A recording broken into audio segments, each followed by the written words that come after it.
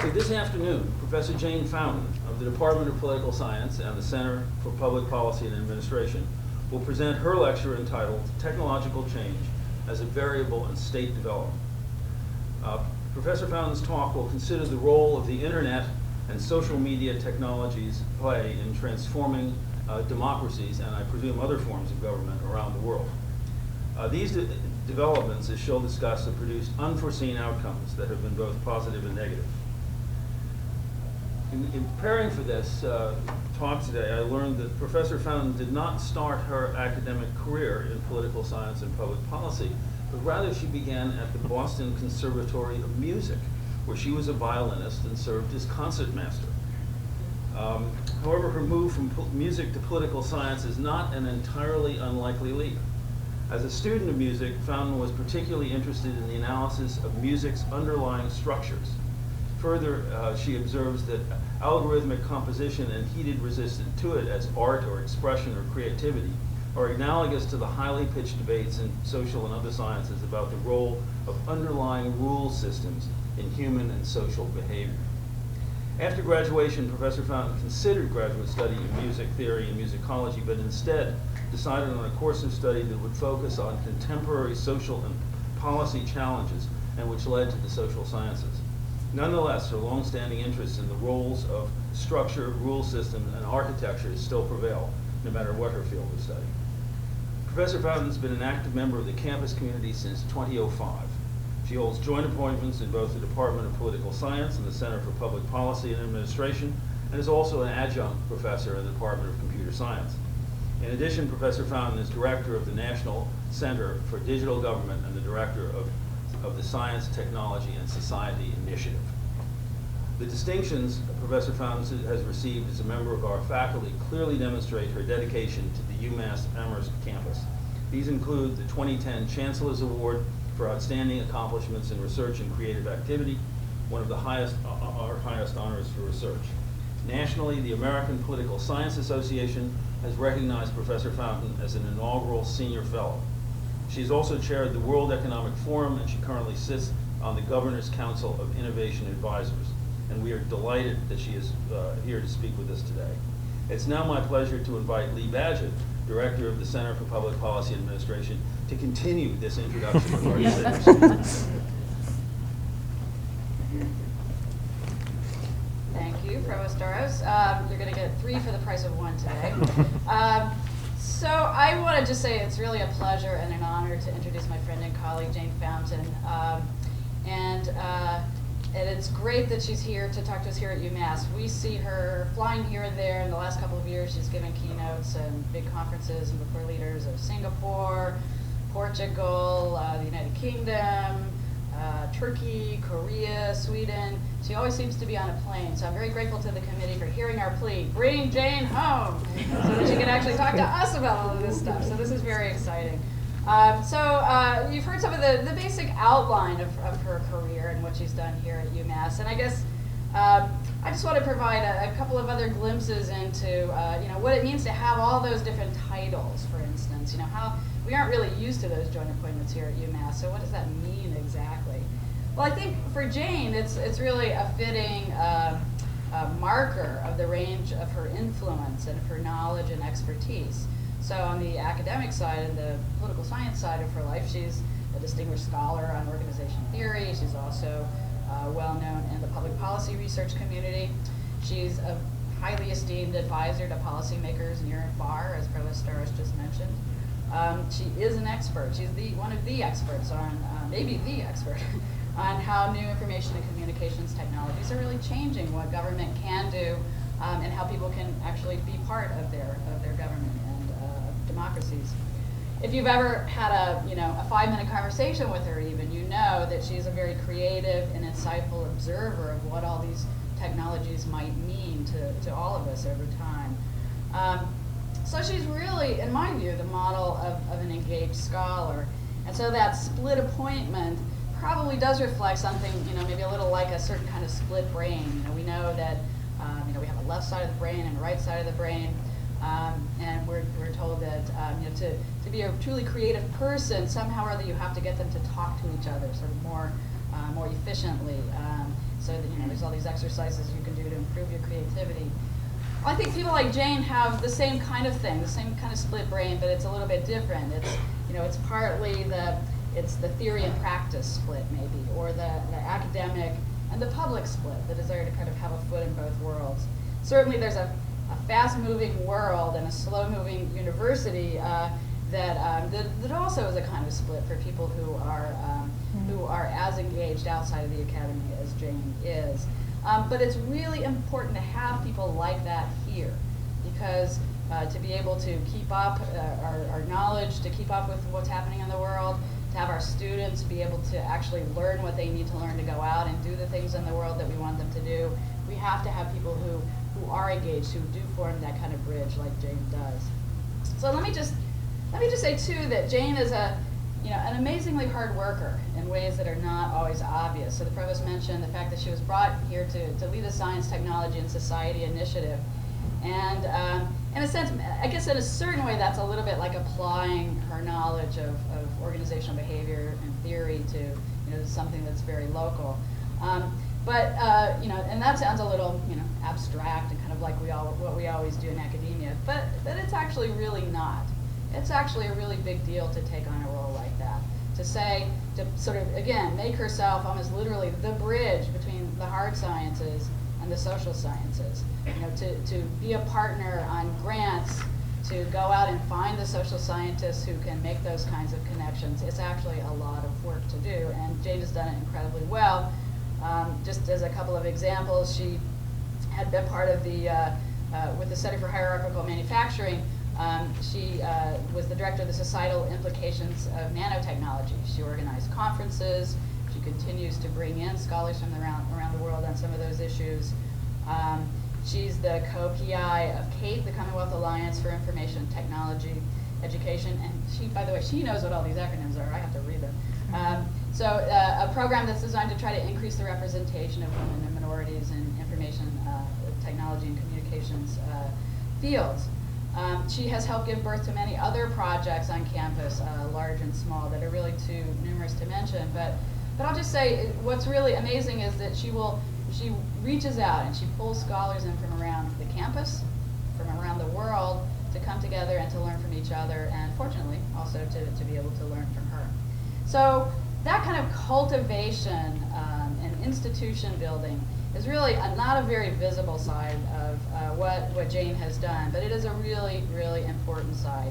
And so to the extent that sometimes that is a thankless side, I just want to personally say thank you. I think we all owe you a debt of gratitude for helping to build that here on campus, because that is the kind of campus that we want and need. Now on the more glamorous side of things, the provost has mentioned the World Economic Forum. That of course is the big conference that happens in Davos, Switzerland, that draws in CEOs and heads of state and leaders of large international NGOs, and Jane Fountain. The stories from Davos are kind of fun. She did not get to fly there in a helicopter like many of those, or arrive in her own private plane like many of those folks, but it does sound very exciting to be here. Maybe she'll share a couple stories with us. So she was there, hobnobbing with those heads of state and working with people for several years, and then she became the chair of the Global Agenda Council on the Future of Government. So she has been there as part of the big conversations about where we're headed in the future, pulling together research, pulling together the people who are going to be implementing whatever these changes are that they'll be coming up with, briefing leaders of countries. She's been involved in many different kinds of ways.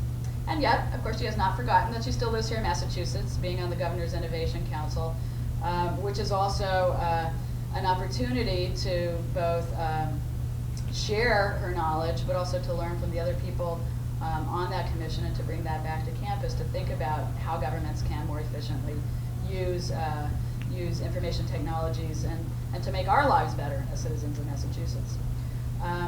And she still manages somehow or other to keep up a very active research agenda, which Brian will talk a little bit more about. But let me just say that one of the things that the provost didn't mention, I hope it's okay for me to mention this, is that she has recently been elected fellow of the National Academy of Public Administration, which is probably the highest academic honor in the public administration and public policy field that one can get. So overall, I'm very pleased that we're all here to hear from this very important, engaged scholar. What I find inspiring about her work is that she's applying theory, but she's also taking advantage of her curiosity about the world and her ability to communicate her research, to go out there and interact with people and bring things back that then inform her research, which I think is the virtuous cycle of someone with Jane's interests and skills. So at this point, I'm going to turn things over to my colleague Brian Schaffner, who is the chair of the Political Science Department, who'll kind of maybe talk about that other side of the brain or whatever it might be. My left foot. Thank you. So thank you, and again, it's my honor to get even just a third of an introduction for Jane. And I figured that by the time I got up here, that many of her great accomplishments would have been already taken care of. So what I thought I would do is talk a little bit about what Jane has brought intellectually to the study of the intersection of technology and governance, where she really is one of the world's experts in this area. And Professor Jane's stature within the discipline was first solidified with her transformative book, Building the Virtual State. Building the Virtual State is a path-breaking piece of scholarship that came at an important historical moment. At the turn of the century, scholars and policymakers alike were struggling to understand why major innovations in technology, particularly the advent of the internet, had not revolutionized government in the way that many predicted it would. The internet was supposed to make government agencies more open and dynamic places where innovative ideas and policy solutions could easily flow into and within organizations in a way never before possible. Yet at the start of the millennium, this promise seemed largely unrealized, and many were struggling to understand why this was the case. In her book, Professor Fountain took a step back from the IT enthusiasts and instead took a much more careful and methodical approach to thinking about how government organizations would integrate technology. In doing so, Jane drew from a wide array of theories from political science, policy, and organizational research to build a framework for understanding the problem. Her book lays out the reality that institutional actors generally attempt to use new technologies not to change how their institutions operate, but to solidify those operations. In other words, technology alone will generally not alter how institutions operate. Instead, her technology enactment framework predicted that the effect of technology on institutions is contingent on the existing bureaucratic structure and the behavior of key actors within the government organization. The book had and continues to have a major impact in both academic and policy worlds. It's been cited well over 1,000 times. It was awarded an outstanding academic title by choice, and it's been translated into 4 different languages. But it was really just the beginning of Jane's transformative work in this area. Professor Fountain next went on to found the National Center for Digital Government, which was mentioned earlier, a center she continues to direct today. The center was established with support from the National Science Foundation to develop research and infrastructure for the emerging field of information technology and governance. Her research through this center has built a deeper understanding of how social, technical, and policy research can better integrate scientific understanding with information technologies used in government. As technology has transformed, so has her research.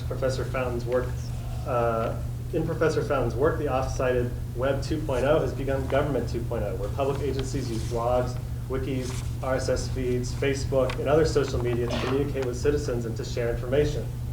And although these have been touted as breakthroughs in government communication, Professor Fountain questions how transformative these technologies have been in practice. In fact, the incremental pace by which institutions change and the real or perceived barriers to substantial changes or challenges developed or expected as a result of the introduction of technology has been a recurring focus in her research. Increasingly, Jane's research is also transnational, as we've heard a little bit about already. Through her Science, Technology, and Society initiative, Jane has served as principal investigator on the National Ethics in Science and Engineering online resource beta site project and the International Dimensions of Ethics in Science and Engineering project. These projects examine how ethics have been integrated into research and education, especially in light of an increasingly global scientific environment. The research developed in conjunction with faculty from political science, public health, education, computer science, electrical and computer engineering, and physics has resulted in frameworks through which the scientific community may better understand and incorporate ethics into social, physical, engineering, and policy sciences. Jane's research has had a major impact on the discipline by almost any measure. Her research has been cited thousands of times by other academics. She has been a PI or co-PI on nearly $9 million worth of NSF awards, and if you include grants on which she has participated as senior personnel, her total increases to well above $20 million, not that anyone's counting. She has also won a litany of professional awards and honors, only some of which you've heard about in our introductions, but her research has also had a lasting impact on the political and policy world, as government actors frequently use Professor Fountain's research and advice as they consider their own technological integrations. Professor Fountain has had the kind of career that we all wish for ourselves. Her work has made a substantial impact on the discipline, several disciplines in fact, but perhaps more importantly, it has also had a major impact beyond academia. It is truly the case that when Jane speaks, policymakers everywhere listen, and so should we.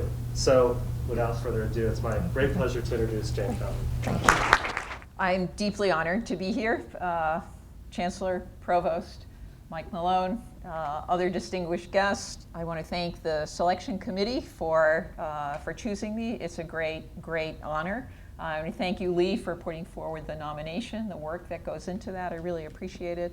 I see students, colleagues, department chairs, and others who are just so supportive and create a terrific environment for research, for teaching, for outreach. So without further ado, let's get to the talk. I'm afraid now that anything I say will be a complete letdown, but I'll let you be the judge.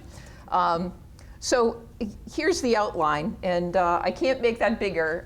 In the videos, there's a huge screen back here which doesn't exist anymore. So I sort of thought with that in mind, if anybody needs to move up, talk about some of the big questions and particularly the big claims. And the period under study here will be about really 1992, 93 to about the present. Go through some definitions for those of you who are not social scientists, because this is a particular area with particular streams of research. My niche, which in preparing this talk, in spite of all the nice things people have said, I realize is very arcane and very boring. But I'll try not to bore you too much with it. Take you through 3 administrations that have been, if you like administrative structures, quite interesting, and then get to other democracies and dictatorships, and then finish. So we are not very good at predicting technological futures. These are just some quotes from people who know a tremendous amount about computing and who actually have a great interest in its transcendent qualities. But yet you had people like Bill Gates, the famous 640 kilobytes should be enough for anybody. And that's 1981, guys. This is not 1870 or 1930. Thomas Watson, the great chairman of IBM. I think there's a world market for maybe 5 computers.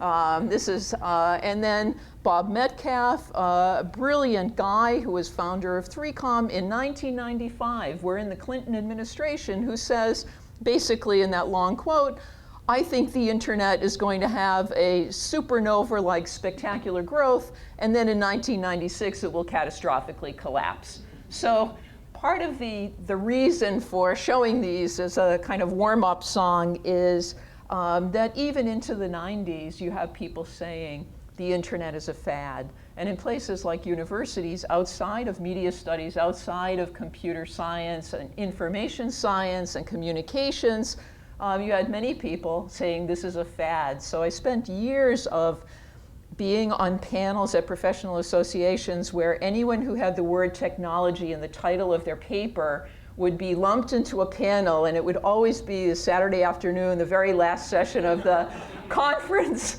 with his wildly disparate papers. So through part of much of the 90s, the Social and Behavioral Science Division of NSF funds, at least in political science, maybe sociology is different, really nothing on IT and government, and had no intention of doing so.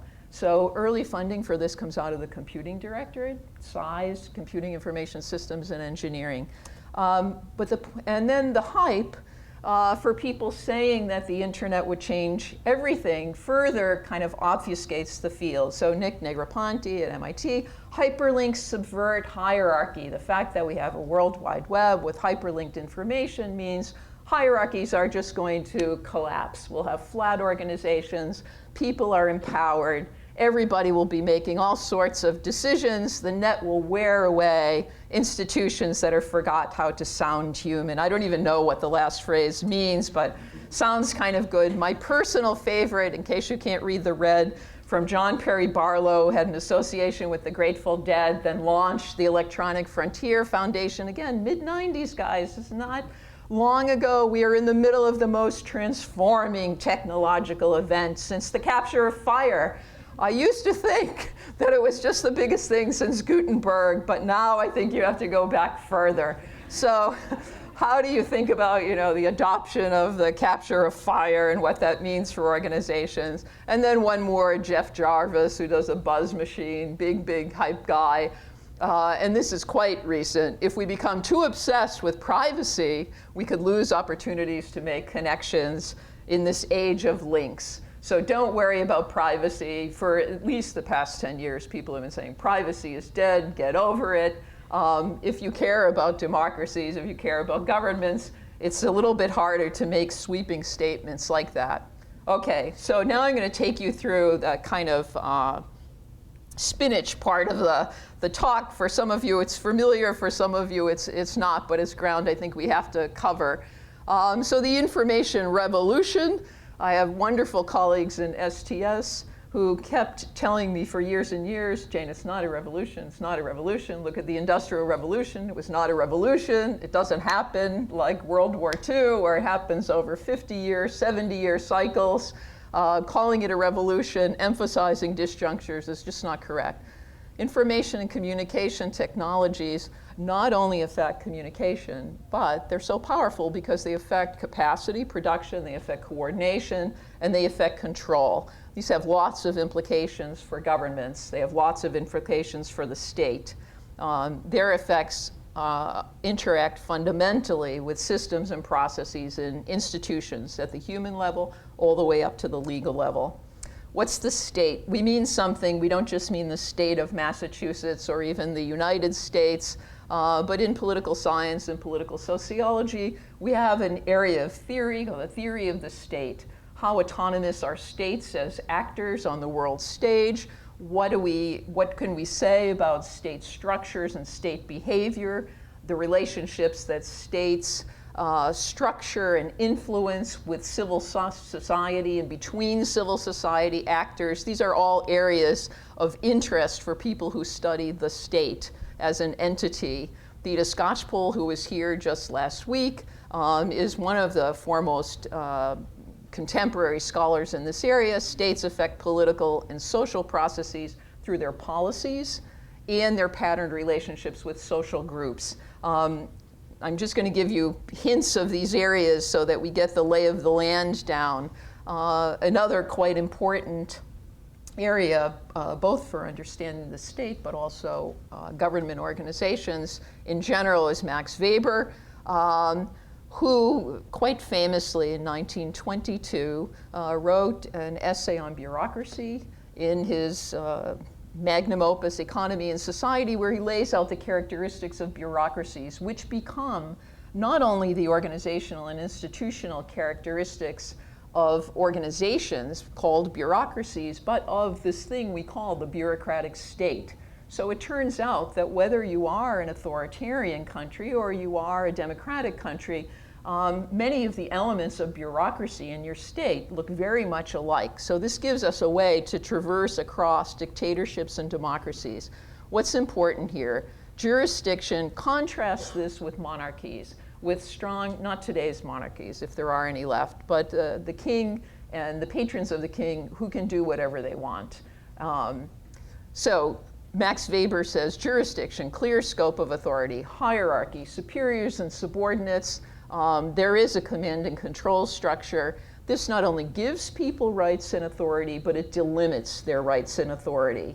Rules and procedures, you don't just make things up as you go along. You don't just do whatever you want because you're the king and you woke up and you decide to be benevolent one day and dictatorial another day, but that things need to be standardized, that those rules would be codified into procedures, that there would be people called bureaucrats who would understand and would take those procedures seriously.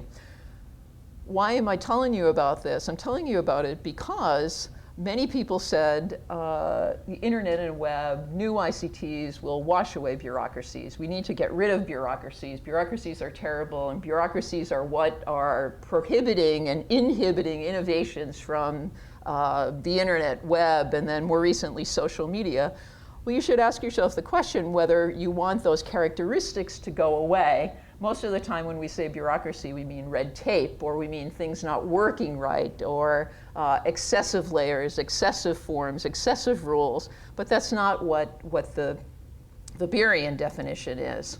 And institutions, the easiest, I have a feeling, Charis, can you not read anything in red? I can kind of make it out. Kind of make it out. Okay, good. So this is from Douglas North's wonderful book, Nobel Prize winning economics, writes a book on institutions because, in part, the World Bank and other international organizations throw all sorts of money at developing countries, trying to get them to change, trying to get them to grow economically. And we finally have the institutional turn in which we say, you know, if they really don't have good institutions in place, nothing's going to happen. It doesn't matter where they are technologically. It doesn't matter whether you're boosting entrepreneurs. You need to have strong and healthy institutions. So what are these institutions? They're the rules of the game. Simplest definition here. In a society, they are humanly devised constraint. They have wide shared social agreement. They shape interaction. They shape choice. They don't determine choice and decision making, but they shape it. They are the constraint space within most of us work in our various communities.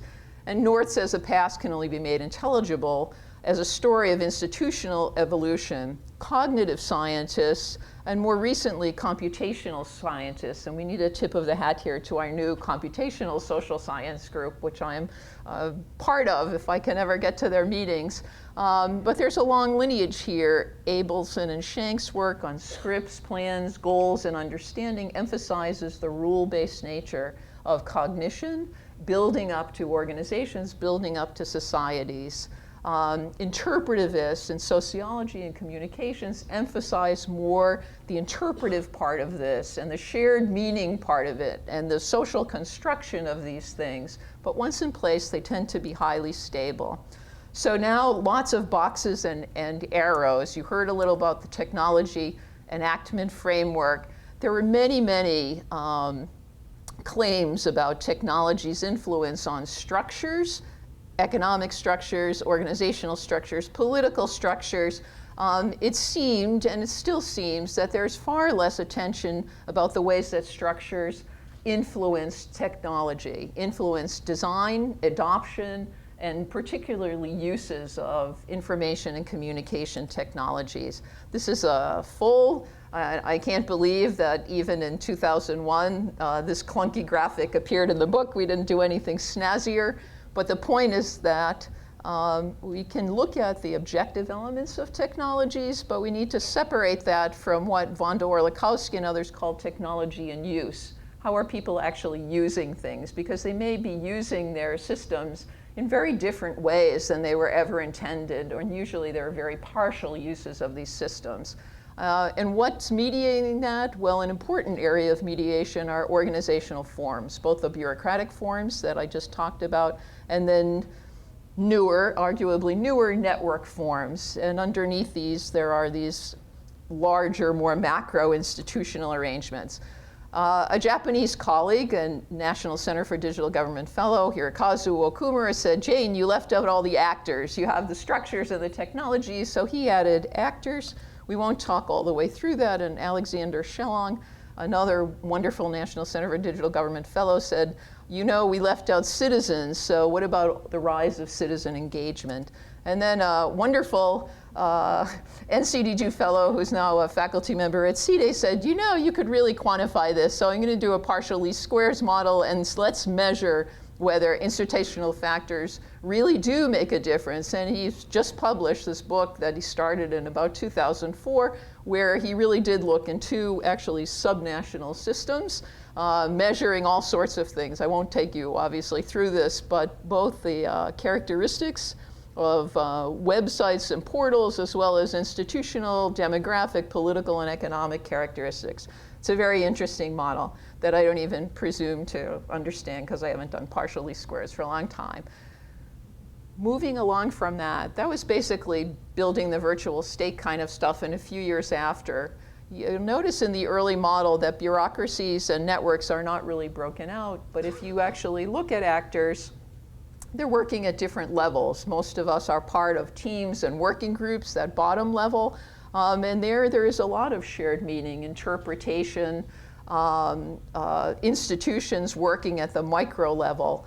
At a mid or meso level, people have been interested in procedures and systems, in routines. And so for organizations, the cohesion is not just around people, but around the systems, the performance programs, that people use and draw on and build on every day. And then at the higher level, we have legal structures, regulatory structures working at a macro level.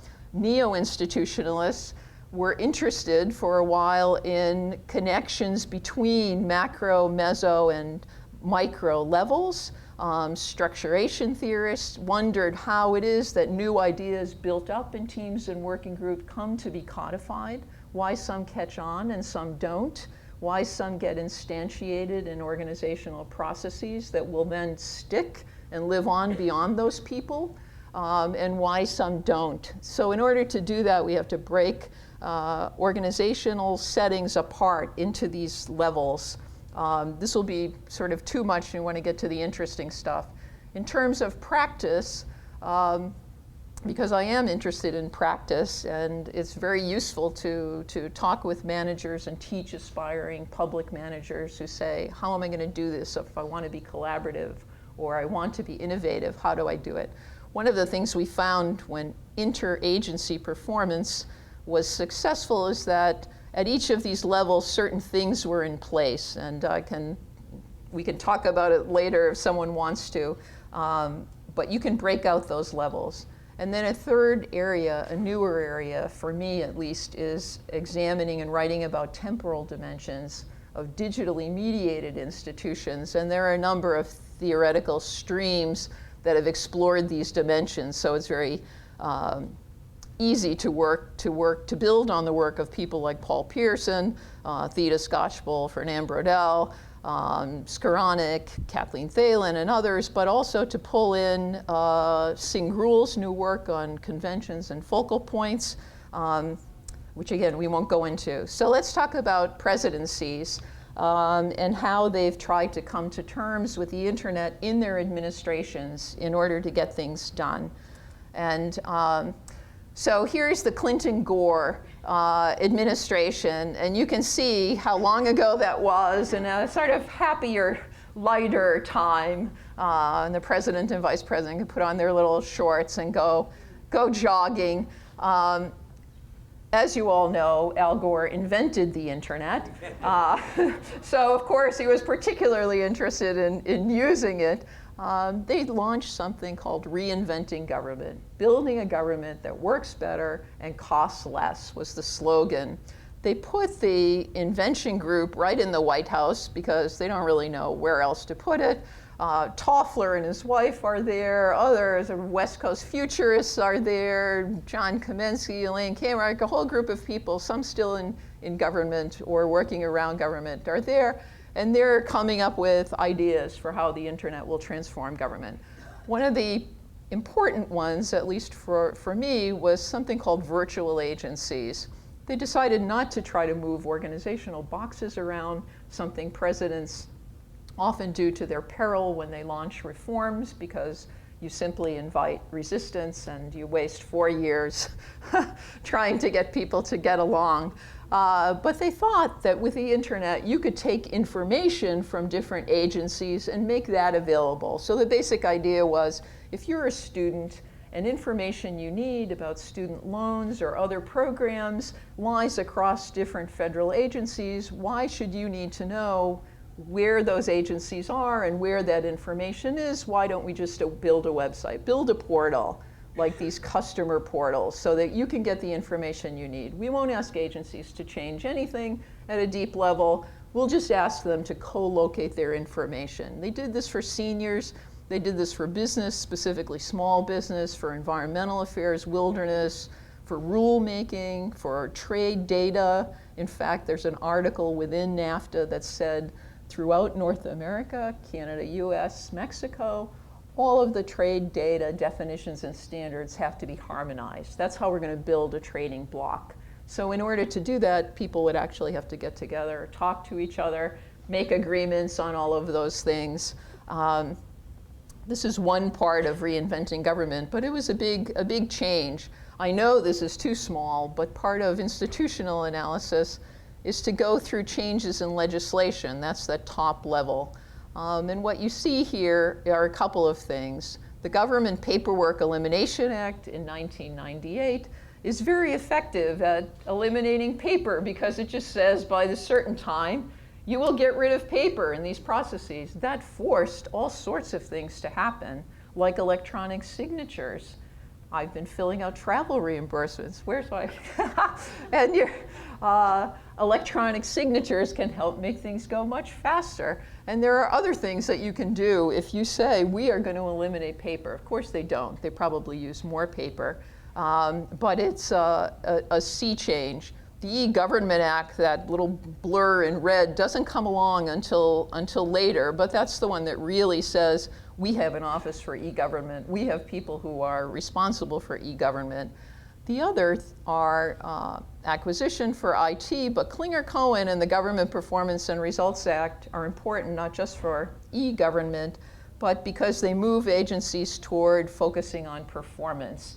Some people don't like this. They say it's neoliberal. It privileges efficiency, effectiveness, productivity, beyond democracy and equity. There is an argument, a quite valid argument to be made, but it was also a bit refreshing to say to organizations, the agencies, you really should have a plan.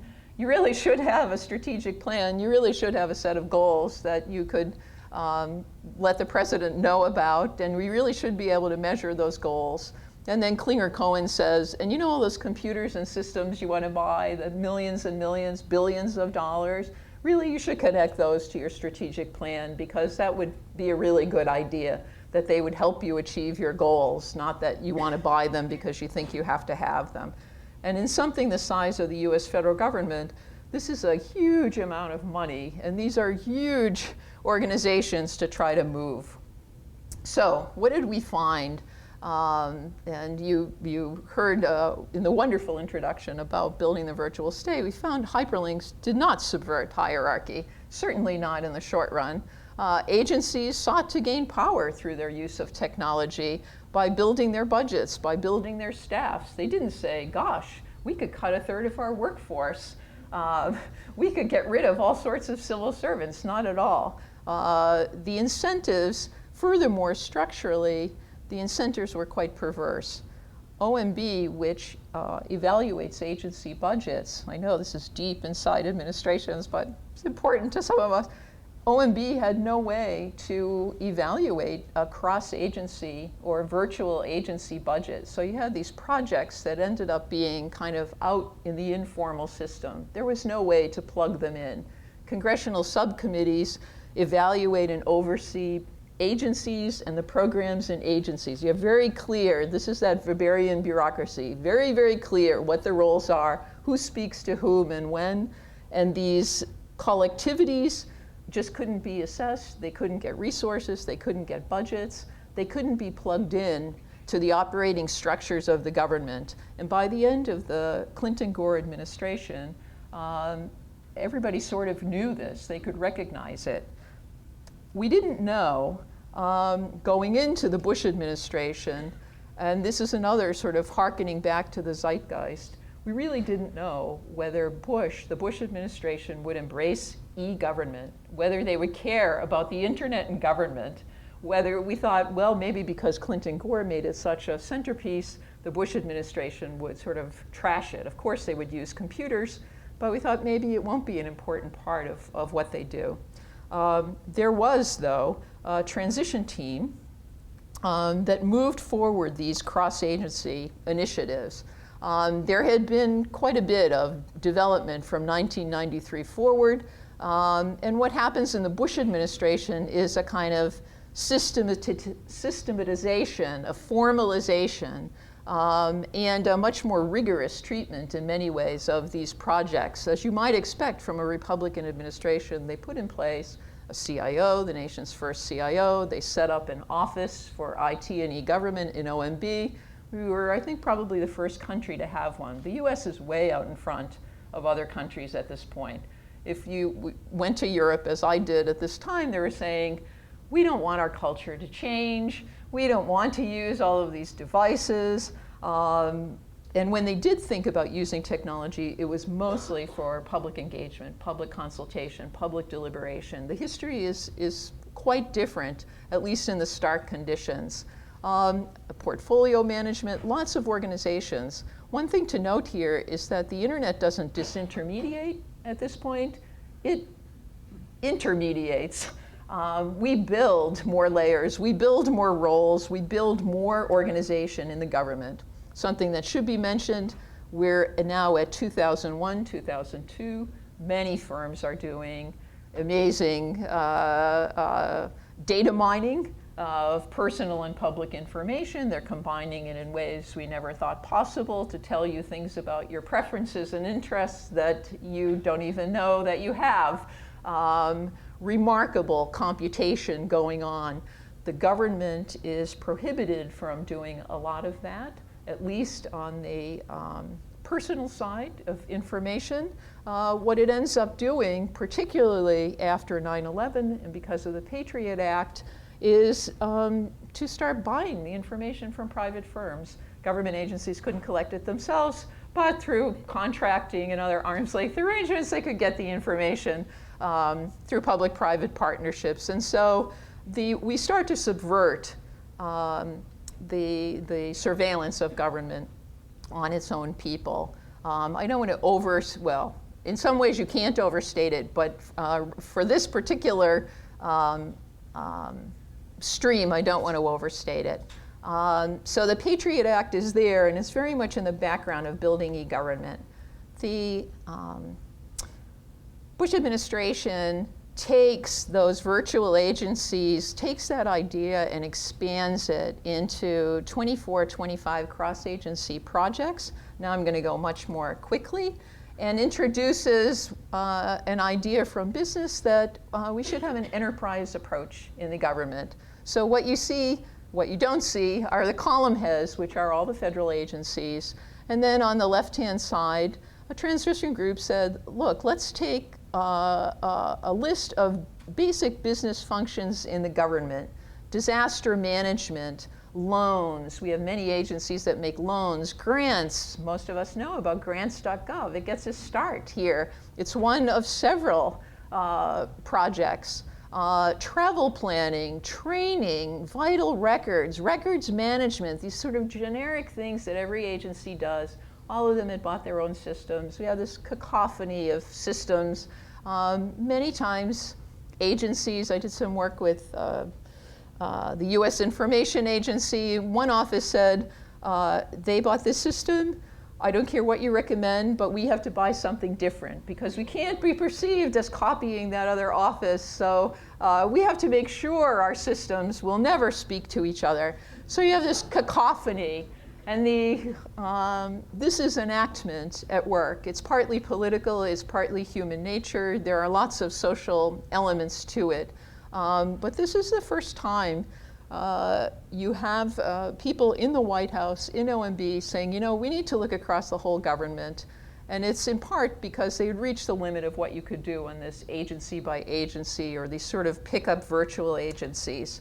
So here's grants. These are all the agencies that make grant awards. He said, how many grant systems do we really need? Let's get it down. I think we're down to two or three. And then you have analyses like, let's drive down, this is cost per grant of mandatory and discretionary for one slice here, fiscal 06, 07, and then projecting outward as you built up the volume in this system.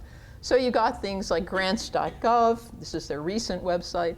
Here's benefits. If you're a citizen and you want to know what benefits are available to you, you should be able to find them in one place. We're not going to go behind these very nice home pages. Regulations, e-rulemaking is another important area. Many, many agencies do it. Wouldn't it be nice if you as a citizen could see all of the proposed regulations where public comment was being asked for? Now I'm going to go much faster. So there's a much more business-like approach. What did we find? We found that the institutions were starting to change to develop cross-agency work, that there was still no real theory or model of jurisdiction in networks. We still don't have one, nor do we have accountability in networks fully worked out, nor do we have many other things that are essential to bureaucratic states worked out for network structures. Files are increasingly digital, so they could be shared, they could be moved. There are lots of things you could do. And more the rules, the administrative rules, are in code, in computer code, right? And a lot of the code is coming in from outside contractors. So those rules are going further from the expertise and the knowledge of civil servants. So President Obama will whiz through this. This is kind of a time warp because of where we are in the election, but this is 2008.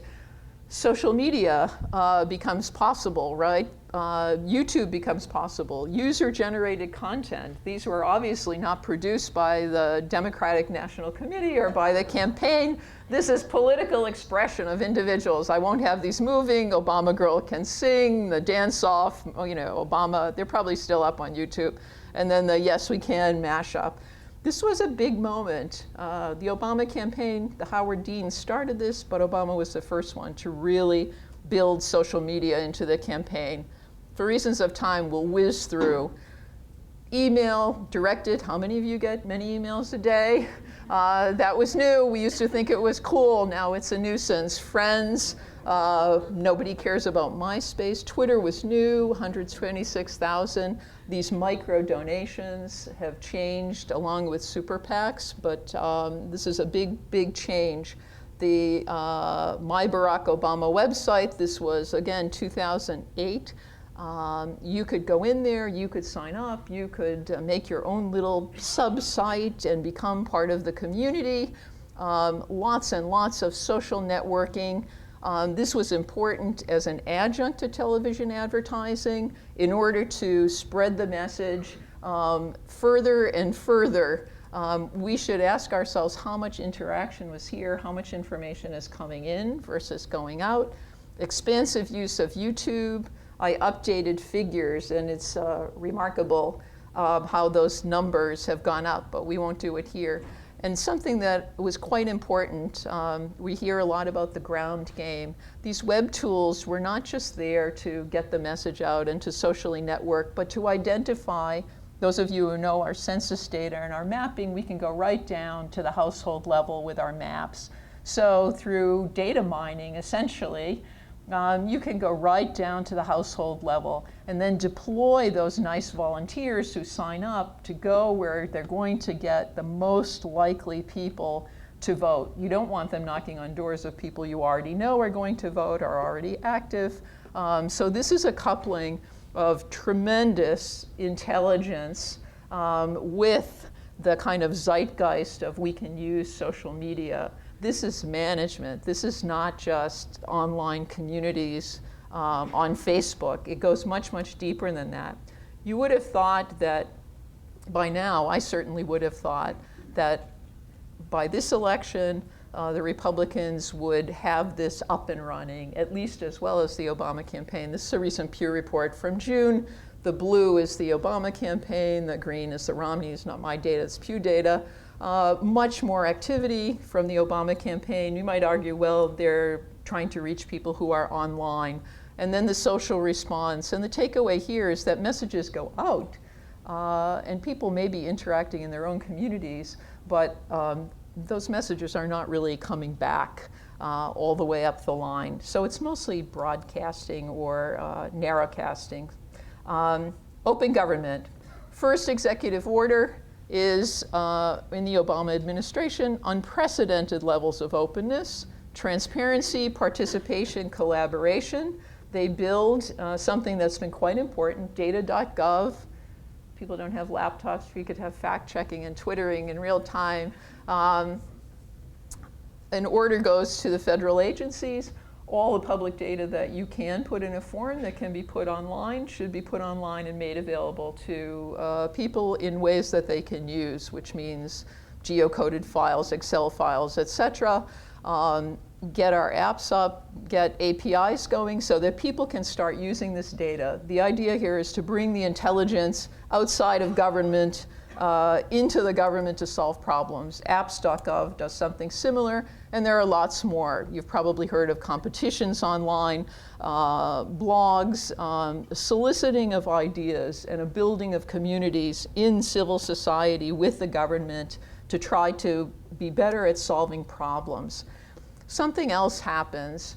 This is a kind of nerdy, but I think it's really quite important. So we've now gone from about 1992 to, where are we, 2012.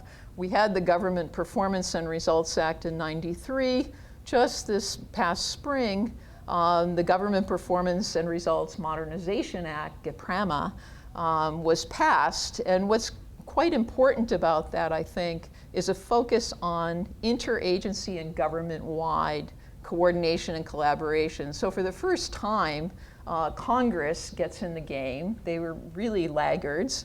And they are now, so we now have executive congressional games of a kind that political scientists know. They are now mandating the executive to do more interagency and government-wide activity for reasons that are similar to our focus in SBS on interdisciplinarity, that big policy challenges like food safety, homeland security, health, sustainability lie across policy domains. They lie across agencies. We can't address them without interagency, cross-agency efforts. The established chief operating officers. So this is, I think, a key codification of this idea of doing things across agencies. We still haven't rewritten Weber, but practice is moving in a more horizontal direction without losing agency structures. When do I have to stop? Really? Okay. All right, well, we could be here for another 2 hours. So let me try to go faster. The GAO, the General Accountability Office, gets in the game as well.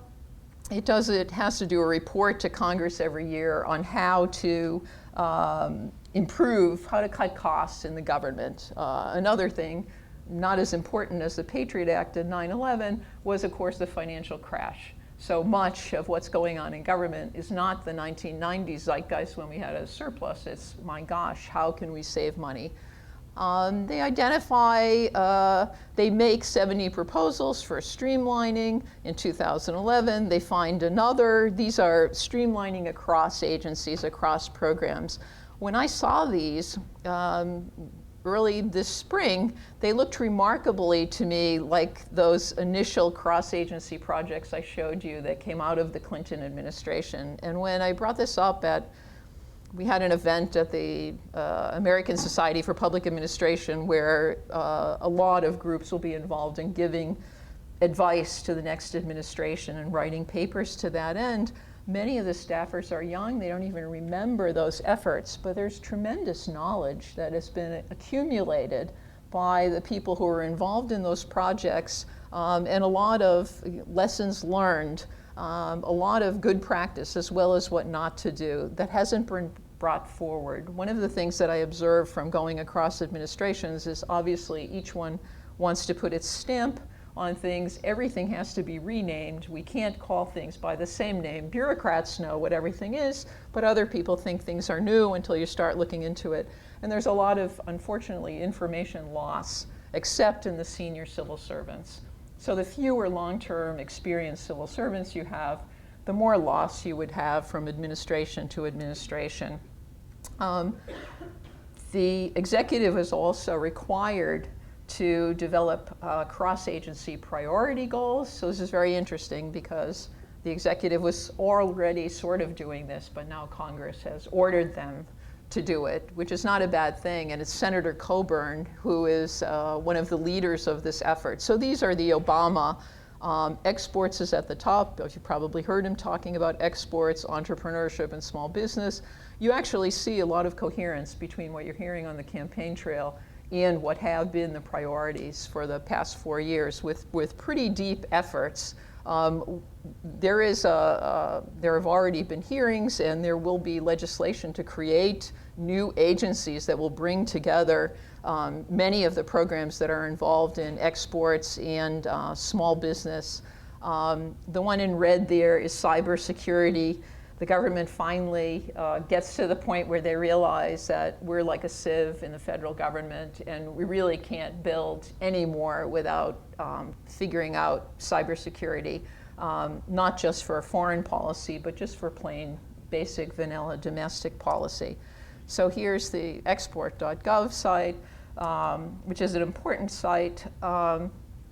So wrapping up this part of the discussion, when social media broke, Facebook, et cetera, there was intense attention, Gov 2.0, Web 2.0, that this again was transformative, that people power why would you even need government when you have Facebook and people could be making their own videos and like making their own government online. Just absurd.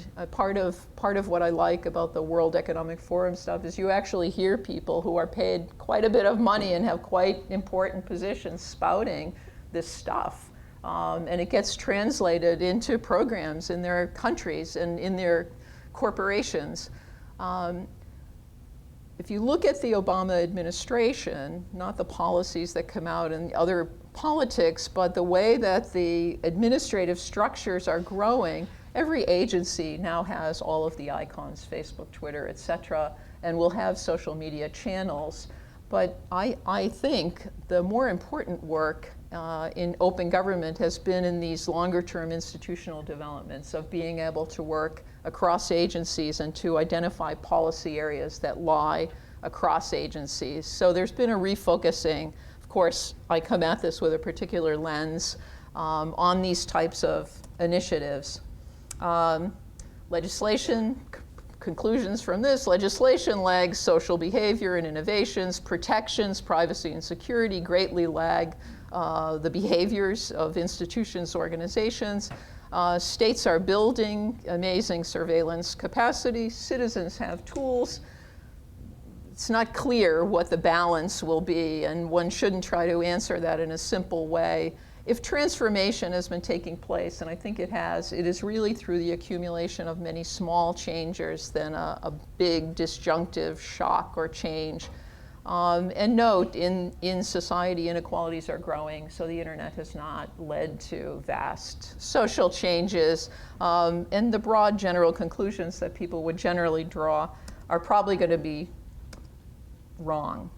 Other countries, just quickly, here's the Open Government Partnership homepage. 46 countries have signed on. This is an effort to make the open government movement global, which it already is. It's really taken off.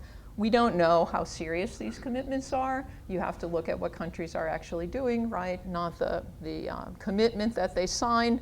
The UK, which never presumed that people had a right to government information. It's a very different history from ours.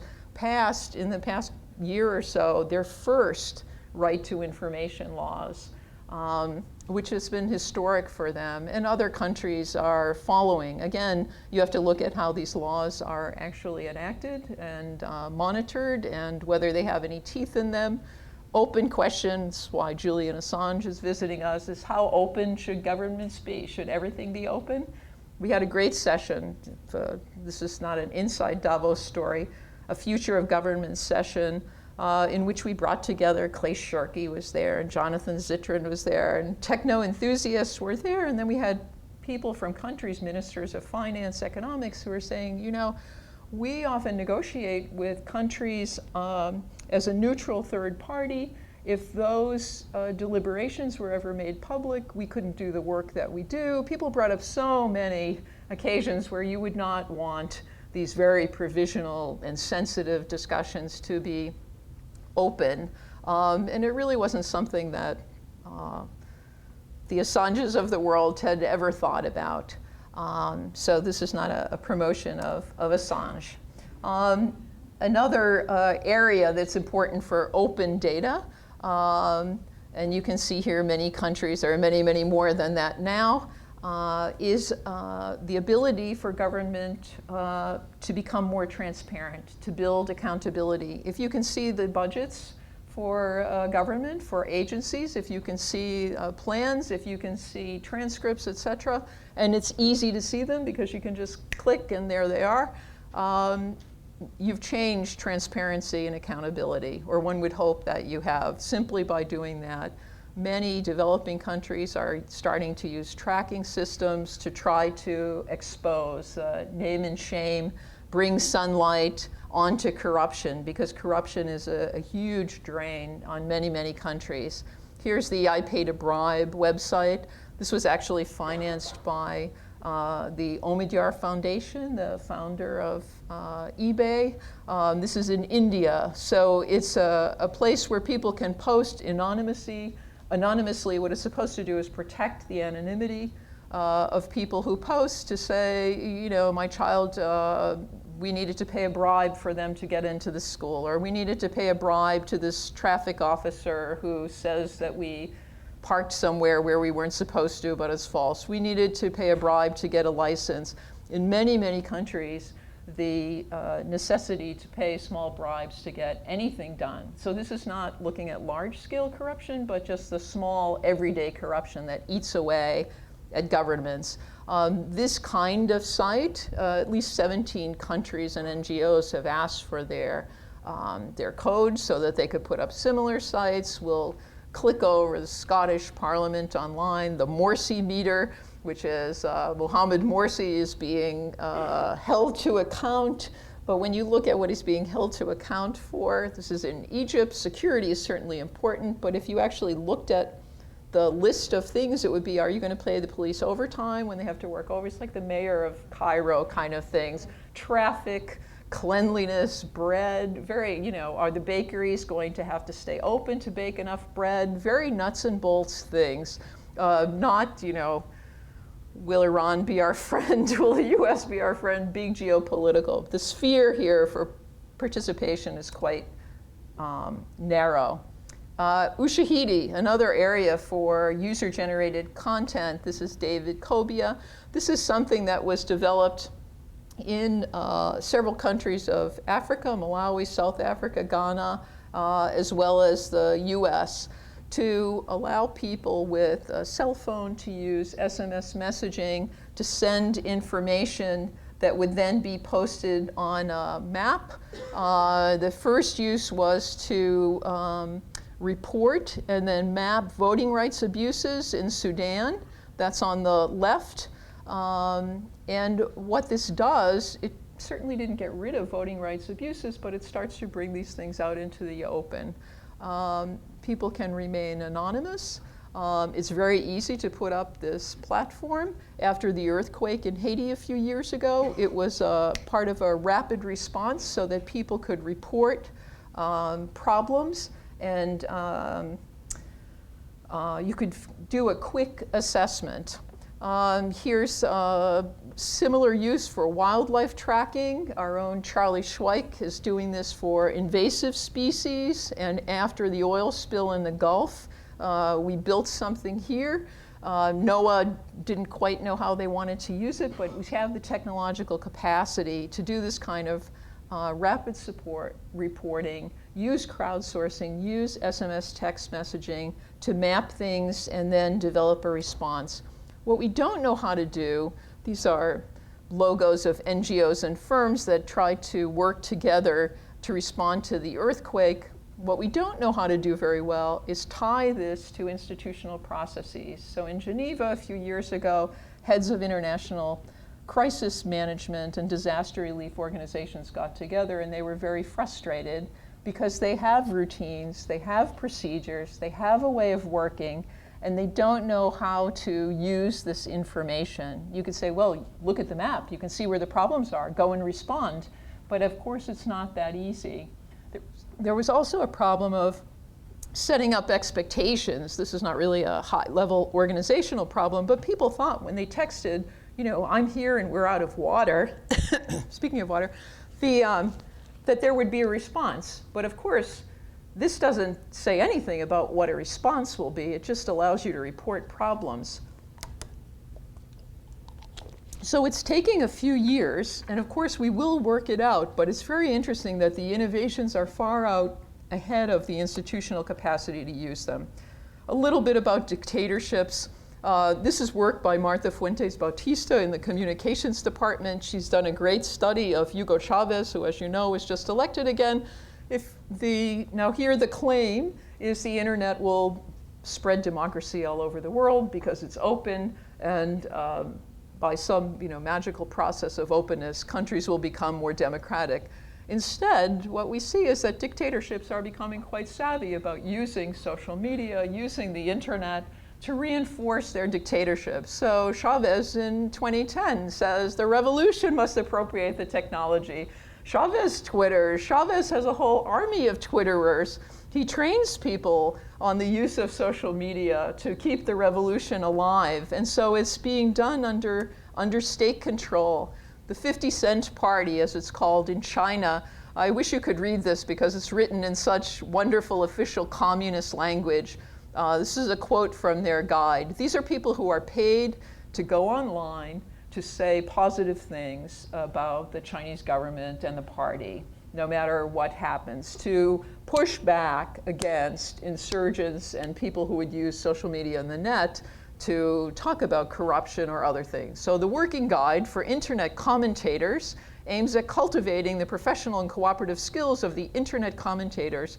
General rule: network consensus warfare. I love it, so Chinese. When you hear this stuff from communist countries, it's great.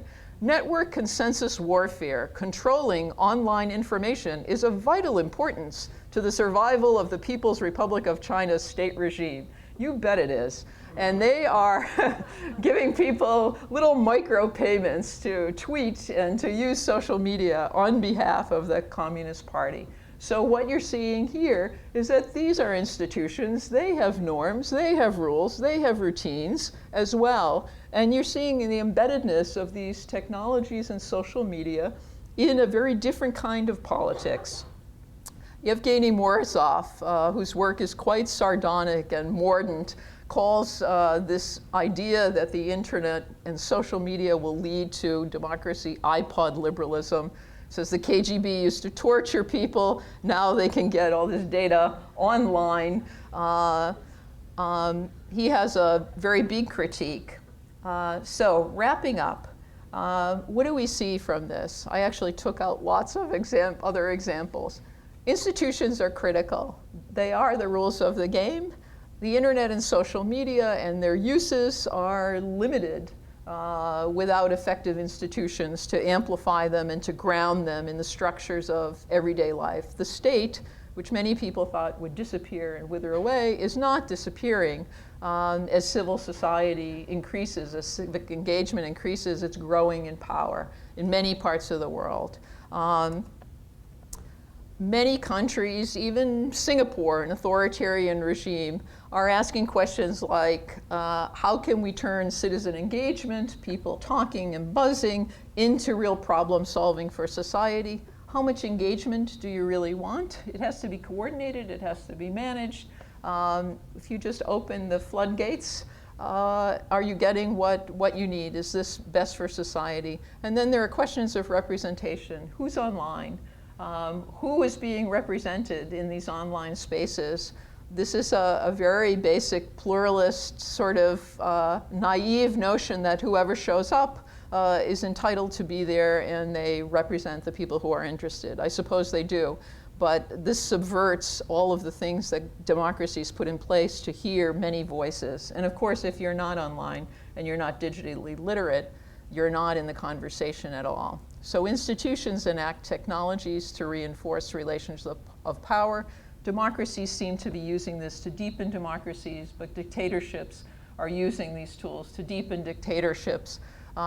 Still, in democracies, we have more surveillance, less privacy, and in dictatorships, we do have insurgents and protesters who are able to coordinate their activities in ways, but we also have dictatorships controlling openness to give people a sense of civic engagement, like on questions that don't really matter, that is conducted under the watchful eye of the state. So thank you very much.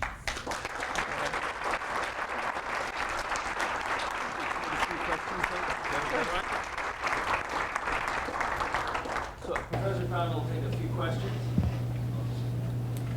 Sure.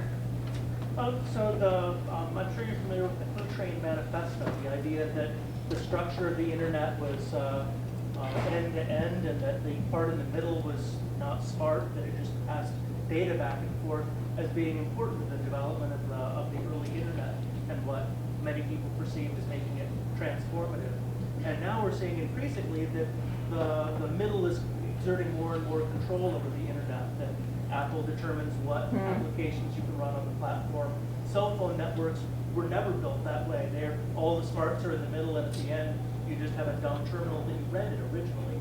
And of course now the cell phone network is becoming the dominant network.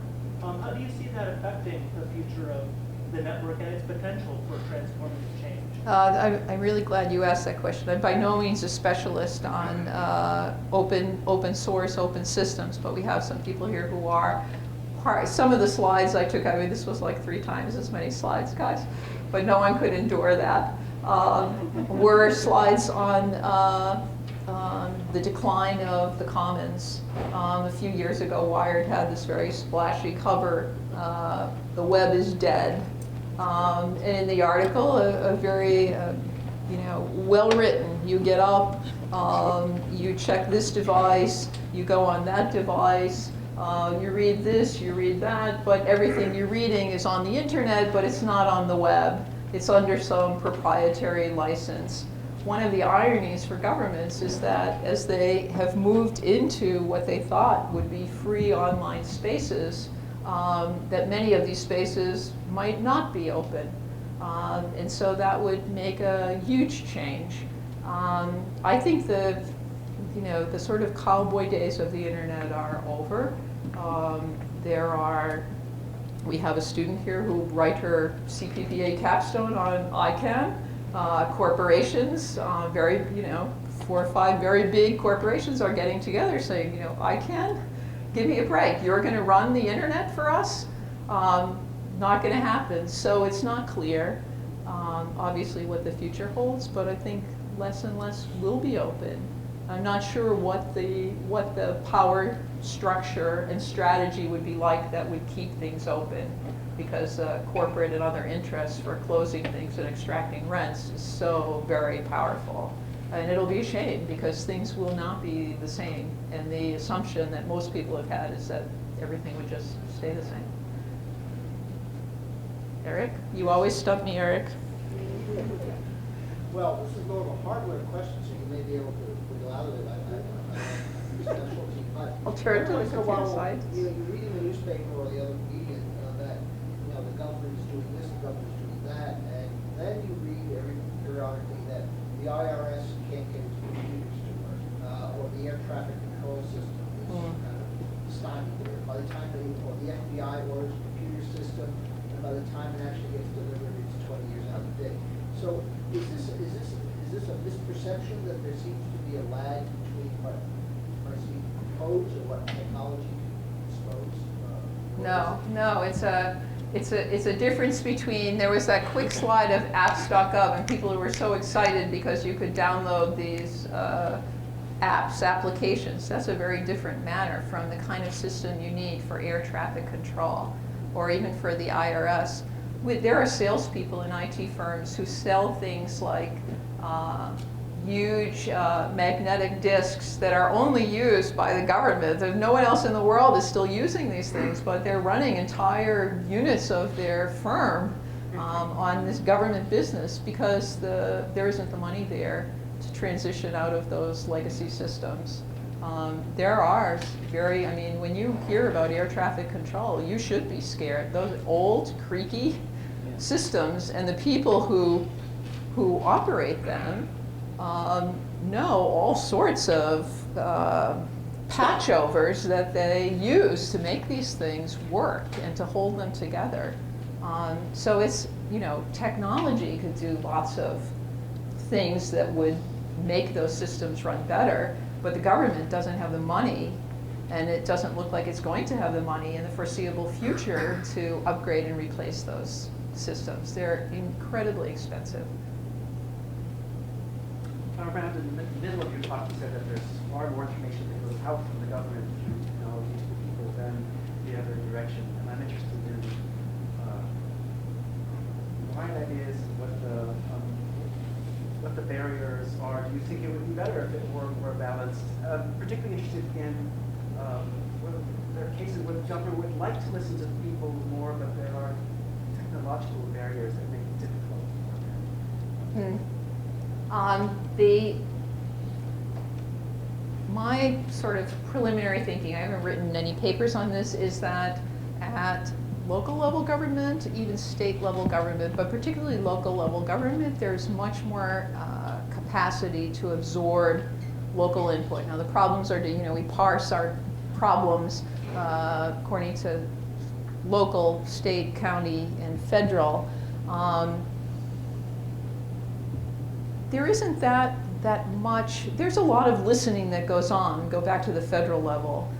So pre-internet would be, we'll do public hearings around the country, we'll set up this listening, and then we'll somehow collate all this information to make policy. And the idea was you could do that online, and you could have more and more people. When Beth Novak became the head of open government, the CTO, they thought, we will just set up a website. In fact, the Obama administration does this. Day one, they set up in whitehouse.gov, okay, citizens of the United States and anyone else, tell us what the government should be doing. And so this is, we just open the channel and citizens can speak to their government and we'll be listening. Well, they're flooded with legalized marijuana. Legalized, I mean, I read the comments on these things, and even GovLoop, which is just for civil servants talking to civil servants. Like, I want a pay raise. I want to be paid for overtime. So there's so much noise and junk comes in that has to be sort of filtered out. Or specific interest can say, let's mobilize, let's flood that channel with, and make it look like everybody wants this, right? Because we got active the same way you used to be able to, in the last election, go into the online polls and vote 25 times for John Kerry or whoever, and they wouldn't even know, right? Because they're just not set up very well. I think what hasn't been appreciated enough is the expertise it takes to engage in some of these conversations. So the idea that you or I or others would have much to say about, I don't know, the composition of the concrete going into some infrastructure project, yeah, you can put it out for public comment, but a very specialized subgroup of people will be able to comment. And I don't think there's been enough appreciation of the fact that people are busy. This is also part of the claim that because of the internet, everyone would just start spending, I don't know, 3 hours a day reading polls, voting on things, getting involved in all sorts of policy areas. Most people are perfectly happy to delegate to their representatives, and it takes a lot of time and preparation for people to get up to speed. That's not a sort of neat answer, but I think those are some of the contours of the problem. One more question. One more. Yeah. I noticed you didn't really say much about recent movements, populist movements that happened, such as Occupy Wall Street locally and the Arab Spring movements abroad.